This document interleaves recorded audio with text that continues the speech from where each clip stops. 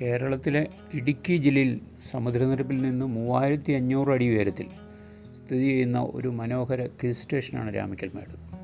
എപ്പോഴും വീശിയടിക്കുന്ന കാറ്റും പച്ചപ്പ് നിറഞ്ഞ മലനിരകളും, മറുവശത്താണെങ്കിൽ തമിഴ്നാട്ടിൻ്റെ മനോഹര ദൃശ്യം. കമ്പം, തേനി, ബോഡിനായ്ക്കനൂർ തുടങ്ങിയ പ്രദേശങ്ങളിൽ ഉൾപ്പെടുന്ന ഗ്രാമങ്ങളുടെയും കൃഷിയിടങ്ങളുടെയും മനോഹരമായ കാഴ്ച നമുക്ക് ഇവിടെ നിന്ന് കാണാനാവും. ഇവിടെ കുന്നിൻ്റെ മുകളിലെത്തുകയാണെങ്കിൽ കാറ്റാടിപ്പാടങ്ങൾ, തവളപ്പാറ, ആമപ്പാറ, നിരവധി വ്യൂ പോയിൻ്റുകൾ ഉൾപ്പെടുന്ന ഒരു ട്രക്കിംഗ് സ്റ്റേഷനാണ് രാമക്കൽമേട്.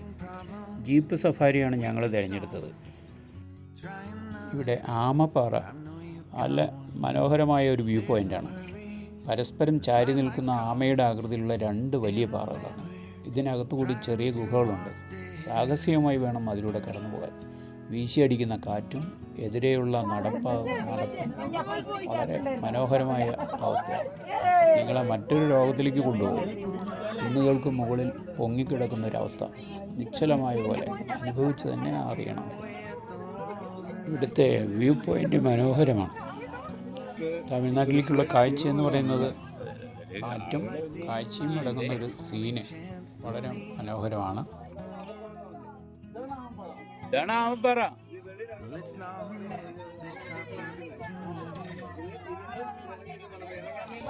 ഇതിൻ്റെ ഈ രാമക്കൽമേടിന് ഒരു ഐതിഹ്യവുമായി ബന്ധമുണ്ട്.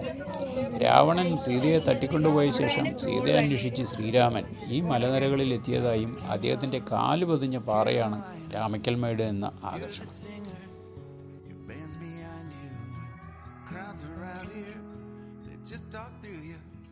നമ്മുടെ ഈ സ്ഥലത്തിന് രാമക്കൽമേട് എന്നുള്ള പേര് വരാനായിട്ട് കാരണം ആ കല്ല. അതിന്റെ മേളിലാണ് വനവാസകാലത്ത് രാമൻ സീതയെ അന്വേഷിച്ചു കയറി നിന്നു രാമന്റെ കാൽപാദം പതിഞ്ഞിട്ടുണ്ടെന്നൊക്കെ ഐതിഹ്യമുള്ളത്. അതുകൊണ്ടാണ് ഈ സ്ഥലത്തിന് രാമക്കൽമേട് എന്നുള്ള പേര് വരാനായിട്ട് കാരണം. ആ കല്ല് നിൽക്കുന്ന ശ്രീലകയിൽ 3600 അടി ഹൈറ്റിൽ നിൽക്കുന്നു. അതേപോലെ തന്നെ ഇവിടെ വണ്ടി വന്നിട്ട് വരെയുള്ള കേരളം. അവിടെ ഇങ്ങോട്ടേക്ക് തമിഴ്നാടിന്റെ ഫോറസ്റ്റ് ഏരിയയാണ്. ഇപ്പൊ നിൽക്കുന്ന തമിഴ്നാടിന്റെ ഫോറസ്റ്റിലാണ്. താഴെ കാണുന്ന പച്ചക്കറി കടന്നൊക്കെ കൃഷി ചെയ്തിരിക്കുന്ന പാടങ്ങളെ കൃഷി ചെയ്യാൻ വേണ്ടി ഒരുക്കിയിട്ടിരിക്കുന്ന സ്ഥലങ്ങൾ. അതേപോലെ തന്നെ റോഡിന്റെ അപ്പുറേറ്റായിട്ട് കാണുന്ന തെങ്ങിൻ തോപ്പുകളൊക്കെയാണ്. 100 അടി 150 അടി ഹൈറ്റുള്ള മരങ്ങളാണ് നമ്മൾ ഈ കാണുന്നത്. തമിഴ്നാടിന്റെ ഓരോ സ്ഥലങ്ങളാണ്. ഇതേപോലെ മാറി കൃഷി ചെയ്യുന്ന രീതിയാണ് കാണുന്നത്. കാണുന്ന കോമ്പ എന്ന് പറയുന്നത്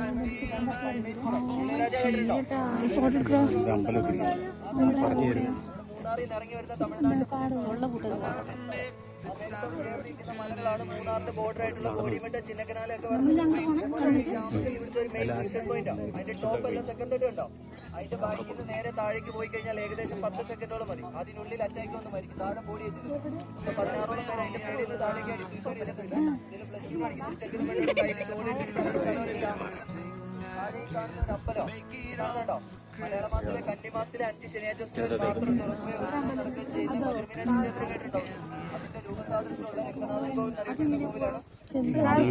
ഏറ്റവും കൂടുതൽ കാറ്റ് വീശുന്ന സ്ഥലങ്ങളിൽ ഒന്നാണ് ഇവിടെ. 32 കിലോമീറ്റർ വേഗതയിലാണ് ഇവിടെ കാറ്റ് വീശുന്നത്. സൂക്ഷിച്ച് നടന്നിട്ടില്ലെങ്കിലേ പോക്കറ്റിലിട്ടതൊക്കെ അടുത്ത തമിഴ്നാട്ടിലേക്ക് പറന്നു പോകും. അപ്പോൾ ഇവിടെ വന്യജീവി സങ്കേതങ്ങളും അണക്കെട്ടുകളും തേയിലത്തോട്ടങ്ങളും ഏലത്തോട്ടങ്ങളും ഉൾപ്പെടുന്ന പശ്ചിമഘട്ട മലനിരകളിലെ സമ്പന്നമായ ഒരു സ്ഥലം എന്ന് തന്നെ പറയാം. ഇടുക്കി ജില്ലയിലെ ഒരു കുന്നിൻ പരപ്പാണിത്.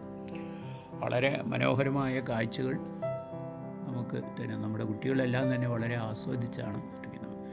വളരെ ഭീകരമായി തോന്നും ഈ കാഴ്ച കണ്ടാൽ. കാരണം അത് പിന്നെ വലിയൊരു കുന്നിൻ്റെ അരികിലാണ്, നമ്മുടെ എഡ്ജിലാണ് നമ്മുടെ കുട്ടികൾ പോയി നിൽക്കുന്നത്. ആ കാഴ്ച, തമിഴ്നാട്ടിലേക്കുള്ള കാഴ്ച ഇവിടുന്ന് മനോഹരമായി കാണാൻ കഴിയുന്നതുകൊണ്ട് അവിടെയാണ് പോയി നിൽക്കുന്നത്. ഇവിടത്തേക്ക് കയറി വരുന്ന വഴിയും അതുപോലെ തന്നെയാണ്. ട്രെക്കിംഗ് റൂട്ടാണ്. ട്രെക്കിംഗ് എന്ന് പറഞ്ഞാൽ ജീപ്പ് ട്രെക്കിംഗ് തന്നെ വളരെ ഓഫ് റോഡ് യാത്രയാണ്.